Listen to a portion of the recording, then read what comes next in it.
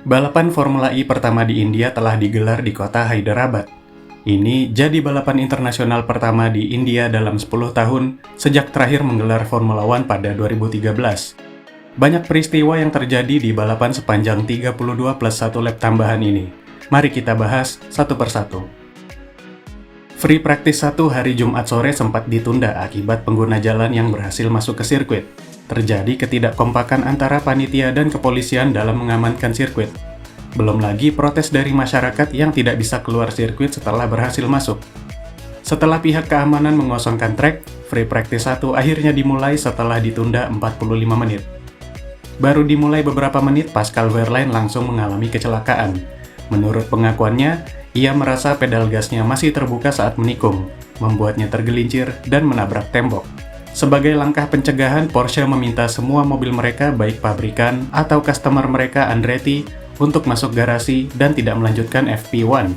Porsche menduga masalah Wehrlein berasal dari sistem controller area network. Sistem ini bekerja layaknya saraf manusia dengan menyalurkan informasi dari berbagai komponen mobil. Dan jika terjadi kesalahan informasi dari satu komponen, maka ada kemungkinan berkonflik dengan komponen lain. Porsche mengatakan masih perlu menginvestigasi masalah ini lebih lanjut. Mahindra Racing merayakan balapan kandang pertamanya dan meraih hasil yang baik. Oliver Rowland start ke-10, sementara Lucas Di Grassi start ke-19. Rowland punya peluang podium, terutama setelah safety car, dan tinggal menyalip Sebastian Buemi.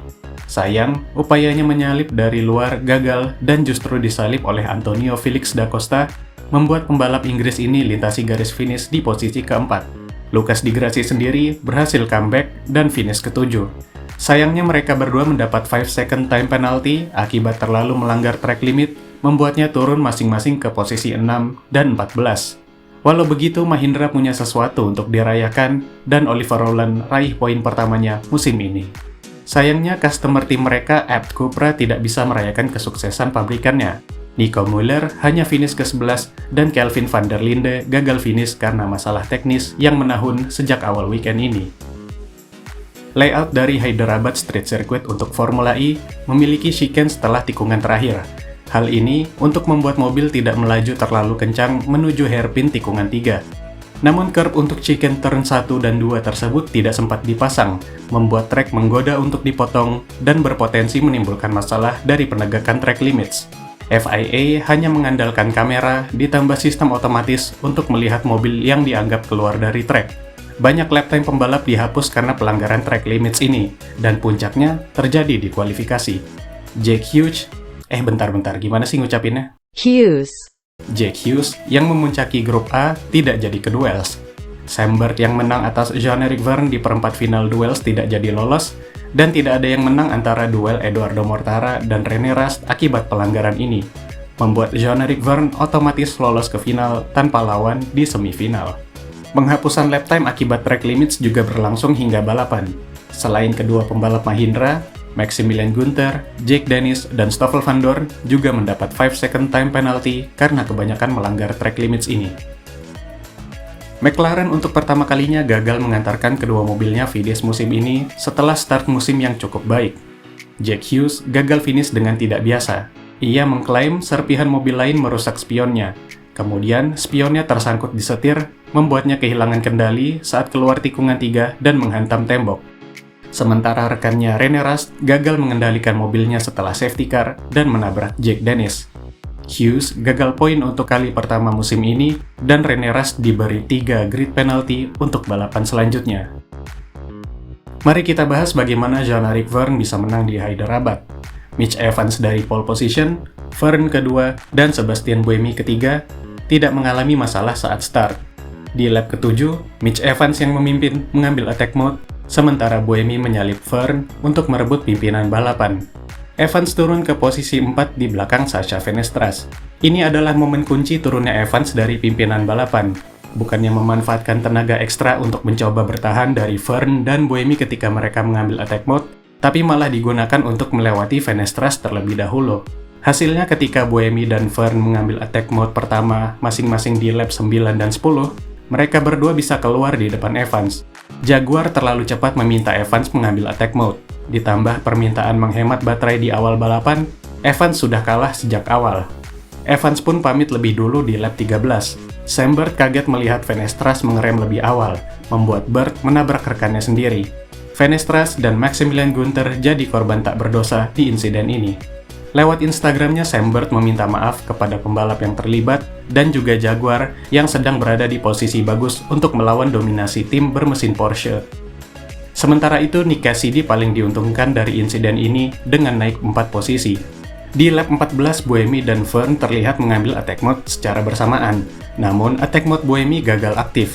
Tak perlu waktu lama, Vergne pun langsung merebut pimpinan balapan dari Buemi di lap 15. Andai aktivasi Buemi tidak gagal, ia punya peluang untuk tetap berada di depan. Tapi jika berhasil sekalipun, Buemi berpeluang tetap kalah karena perbedaan strategi 2+2 menit yang diambil, sedangkan Vergne 1+3 menit. Nantinya Vergne masih punya attack mode di saat attack mode milik Buemi sudah habis. Tugas mengejar pun diserahkan ke Cassidy setelah Buemi disalip Vergne. Saat mengambil attack mode kedua di lap 16, ia berhasil keluar di depan Buemi, langsung menyalip Jake Dennis, dan mulai merapat ke Vergne. Cassidy pun semakin terbantu dengan keluarnya safety car. Ia juga punya baterai yang lebih banyak dari Vergne. Namun setelah safety car, Vergne justru berhasil menahan Cassidy dan memenangkan balapan meski kalah jumlah baterai. Meski finish ketiga di Hyderabad, Sebastian Buemi diganjar penalti drive-thru akibat mobilnya tertangkap melebihi tenaga balapan yang diperbolehkan, yakni 300 kW. Penalti yang dikonversi jadi tambahan waktu 17 detik ini menurunkan Buemi ke urutan 15 di klasifikasi akhir. Antonio Felix da Costa pun mengisi podium ketiga di balapan ke-100 dalam karirnya. Tim Principal Envision Racing Sylvain Philippi pun membantah mobil Buemi melebihi 300 kW. Ia mengklaim baterai yang memanas membuat daya yang keluar menurun. Baterai pun mengatur dirinya agar tetap bisa mengeluarkan 300 kW. Namun, yang terjadi daya yang keluar terlalu besar. Baik Buemi maupun timnya tidak bisa berbuat apapun karena ini masalah yang harus diselesaikan Williams Advanced Engineering selaku pemasok baterai. Envision Racing juga mengajukan protes kepada FIA. Sayang protes mereka ditolak dengan alasan penalti Buemi hanya bisa dilakukan banding. Pascal Wehrlein masih memimpin klasemen setelah Ypres Hyderabad dengan 80 poin, disusul Jake Dennis dengan 62 poin. Kemenangan Jean-Éric Vergne membawanya ke posisi ketiga dengan 31 poin. Di klasemen tim, Porsche memimpin dengan 101 poin, disusul Andretti dengan 78, dan Envision Racing 59 poin. Untuk hasil balapan dan klasemen lengkapnya, silahkan kunjungi media sosial kami dengan klik link di deskripsi. Itu dia poin-poin dari Ypres Hyderabad. Apa momen yang seru dari balapan ini? Tulis di kolom komentar. Seri berikutnya, Formula E akan menyambangi kota baru kedua musim ini, yakni di Cape Town, Afrika Selatan. Follow media sosial Formula Gledek untuk mendapat update terkini soal Formula E dalam bahasa Indonesia. Terima kasih telah menonton dan sampai jumpa di video berikutnya.